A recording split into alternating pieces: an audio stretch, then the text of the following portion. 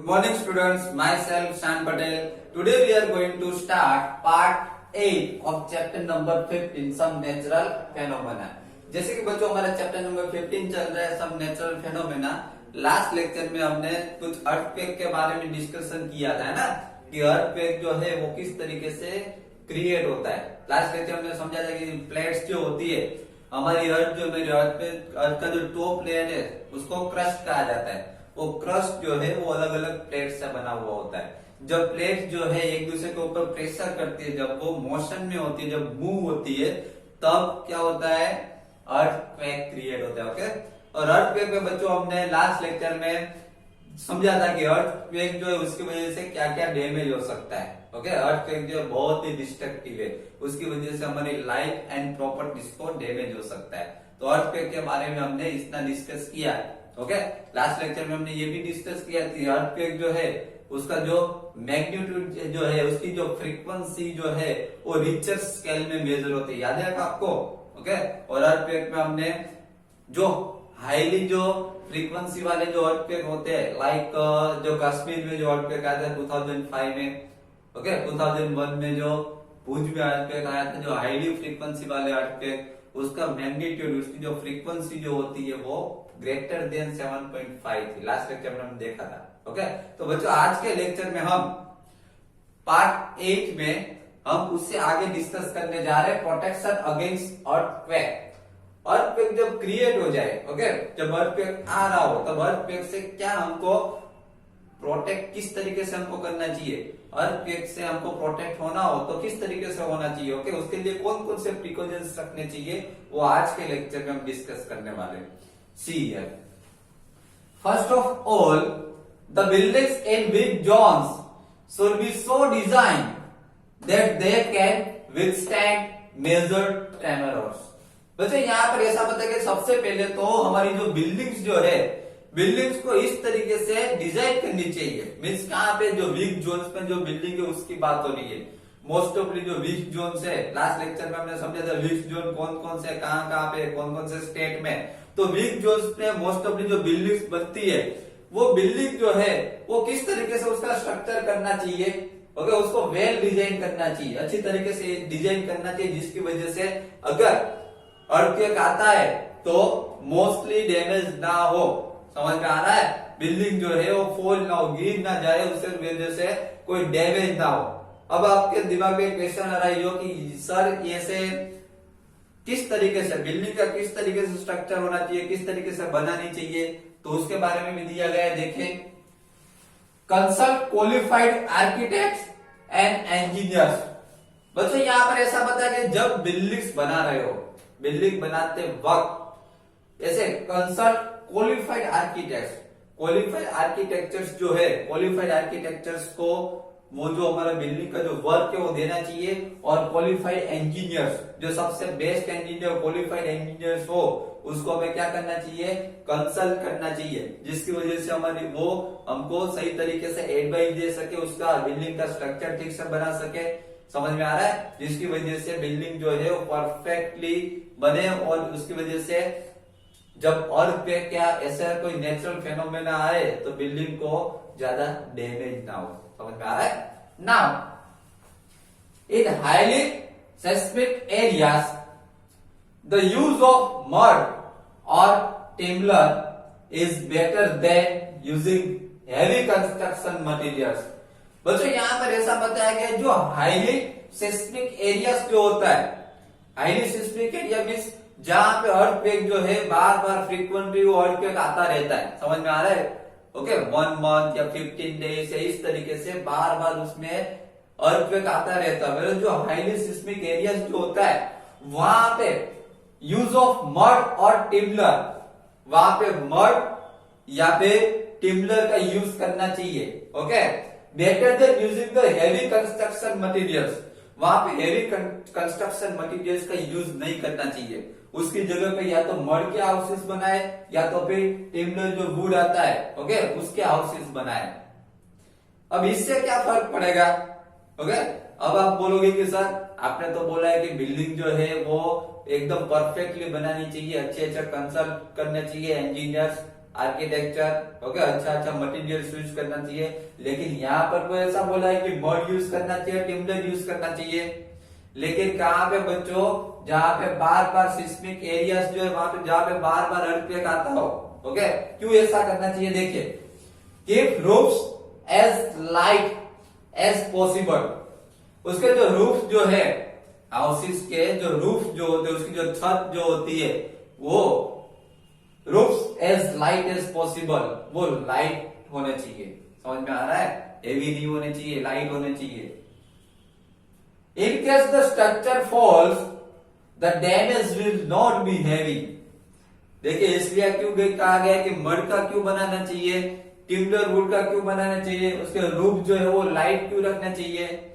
इसीलिए रखने चाहिए कि जब भी वहां पर अर्थक्वेक आए, ओके, तो वो अर्थक्वेक की वजह से ज्यादा डैमेज ना हो। Structures fall, in case the structure fall, अगर अर्थक्वेक की वजह से वो स्ट्रक्चर फॉल हो जाता है, वो स्ट्रक्चर गिर जाता है, तो उसकी वजह से ज्यादा डैमेज ना हो, हैवी डैमेज ना हो, जिसकी वजह से यहाँ पर ऐसा बताया गया है कि मड या फिर टिम्बर का यूज करना चाहिए।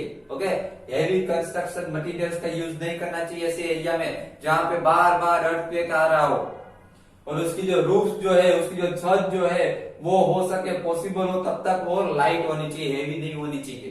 क्योंकि अगर अर्थक्वेक ड्यूरिंग द अर्थक्वेक अगर वो फॉल हो गया, ओके, अगर वो फॉल हो गया तो उसकी अगर हेवी रूफ जो है वो हेवी होगा, उसकी छत जो है वो हेवी होगी, ओके, तो वहां पे जो पीपल रहते हैं उसकी लाइफ खतरे में आ सकती है ना? Now it is better if the cupboards and shelf are fixed to the walls so that they do not fall easily. देखिए बच्चों, यहाँ पर ऐसा बताया गया है कि हमारे जो हाउसेस जो है, हाउसेस में आपको पता है कि कपबोर्ड होते हैं, हमारे हाउस में शेल्फ्स भी होते हैं, ओके, तो इस तरीके से अरेंजमेंट कीजिए उसका कि ये जो वॉल्स जो है उसके साथ ही वो फिक्स हो जाए। ओके, अपने घर पे जो हाउसेस हो, जो शेल्फ जो हो, वो इस तरीके से उसका स्ट्रक्चर करना चाहिए, उसको इस तरीके से बनाना चाहिए कि वॉल के साथ ही वो फिक्स हो जाए, उसको वॉल के साथ ही फिक्स कर देना चाहिए, जिसकी वजह से अगर ऐसा छोटा मोटा अर्थक्वेक आता है तो वो जो कपबोर्ड जो है, जो सेल्स जो है, वो इजीली फॉल ना हो जाए। समझ में आ रहा है? अगर छोटा मोटा अर्थक्वेक आए तो अगर वो एक कपबोर्ड या फिर सेल्स जो है वॉल में फिक्स होगा तो इजीली वो गिरेगा नहीं, जिसकी वजह से डैमेज नहीं हो सकता। इसलिए ऐसा बताया गया है कि कपबोर्ड को या फिर सेल्स को उसका अरेंजमेंट इस तरीके से कीजिए कि वॉल के साथ क्या हो जाए, वो फिक्स हो जाए, उसको फिक्स कीजिए। Then next point, be careful where you hang wall clocks, photo frames, water heaters, etc., so that in the event of an earthquake they do not fall on people. देखिए, ये बात याद रखिएगा, अपने पेरेंट्स को भी समझाइएगा ये बात कि अपने घर पे जो वॉल क्लॉक्स जो हम हैंग करते हैं, वॉल क्लॉक्स लगाते हैं ना, वॉल क्लॉक्स, फोटो फ्रेम्स जो हैंगिंग की जाती है, वाटर हीटर जो हम हैंगिंग करते हैं, जो थिंग्स, बराबर, यहाँ पर जो 3 थिंग्स दिखाई गई है, उसके अलावा भी बहुत सारी थिंग्स है जो हैंगिंग करते हैं। तो वो थिंग्स जो हैंगिंग करते हैं, ओके, वो हैंगिंग करते हैं तो इस तरीके से हैंगिंग करनी चाहिए कि अगर इवेंट ऑफ एन अर्थक्वेक, अगर अर्थक्वेक आता है तो दे do not fall on people, तो पीपल के ऊपर वो थिंग्स ना गिरे, उस तरीके से उसको अरेंजमेंट करना चाहिए, उस तरीके से उसको हैंगिंग करना चाहिए। ओके, याद रखेगा। Next point, since some buildings में catch fire due to an earthquake, it is necessary that all buildings, especially tall buildings, have fire fighting equipment in working order. बच्चों, यहाँ पर ऐसा बताया गया है कि मोस्ट ऑफ द टाइम्स क्या होता है कि जब अर्थक्वेक आता है तो मोस्ट ऑफ द ऐसी भी बिल्डिंग्स हो सकती है ना, ऐसी बिल्डिंग्स होती है जहां पे कैच फायर, इजीली उसमें फायर लग जाए। ओके बच्चों, यहाँ पर ऐसा बताया गया है कि अर्थक्वेक जब आता है तब बहुत सारी ऐसी बिल्डिंग्स जो होती है जिसको इजीली फायर लग जाता है। ओके, तो ऐसी जो बिल्डिंग्स हो, मीन्स यहाँ पे बताया गया स्पेशली जो टॉल बिल्डिंग्स जो होती है, टॉल बिल्डिंग्स में फायर फाइटिंग इक्विपमेंट जो होते हैं, ओके, फायर फाइटिंग इक्विपमेंट तो आपने देखे ही होगा, आपके स्कूल में भी होंगे, है ना, स्कूल में भी होंगे। And fighting equipments in working order, तो उस टाइम पे फायर फाइटिंग जो इक्विपमेंट जो होते हैं वो वर्क करते होने चाहिए, वो अपने पास अवेलेबल होने चाहिए। ओके, नाउ ये तो हो गई बिल्डिंग्स की बात कि बिल्डिंग्स में किस तरीके से करना चाहिए। Now in the event that an earthquake does strike, take the following steps to protect yourself. बच्चों यहां पर ऐसा बताया गया है कि जब अर्थक्वेक जो है सडनली स्ट्राइक हो, अर्थक्वेक जो है सडनली स्ट्राइक हो, तब हमको अपने किस तरीके से हम अपने आप को प्रोटेक्ट कर सकते हैं, तो उसके बारे में बताया गया, कुछ स्टेप्स बताए गए। जब इस तरीके से सब सिचुएशंस आए, ओके, तब डरना नहीं चाहिए, अपने आप को प्रोटेक्ट करना चाहिए। किस तरीके से करना चाहिए, देखिए, first point is if you are at home, अगर आप होम में हो, अगर आप घर में हो, तो आप किस तरीके से अपने आप को प्रोटेक्ट कर देंगे, उसे कुछ स्टेप्स दिखाए गए। First step is take shelter under a table and stay there till the shaking stops.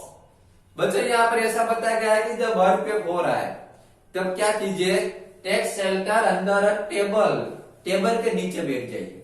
क्या कीजिए, टेबल के नीचे चले जाइए, और कब तक नीचे रहना है, and stay there till the shaking stop, जब तक शेकिंग होना, जब तक वो अर्थक्वेक की मूवमेंट होना स्टॉप ना हो, तब तक हमको टेबल के नीचे ही रहना है। Okay, now second step, stay away from tall and heavy objects that may fall on you.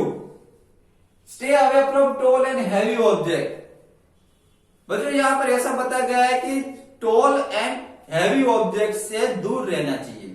क्या करना चाहिए, जो टॉल एंड हैवी ऑब्जेक्ट है उससे दूर रहना चाहिए। क्यों दूर रहना चाहिए, that may fall on you, तो वो आपके ऊपर गिर सकता है। समझ में आ रहा है, इसकी वजह से ऐसा बताया गया है कि टॉल एंड हैवी ऑब्जेक्ट से दूर रहिए।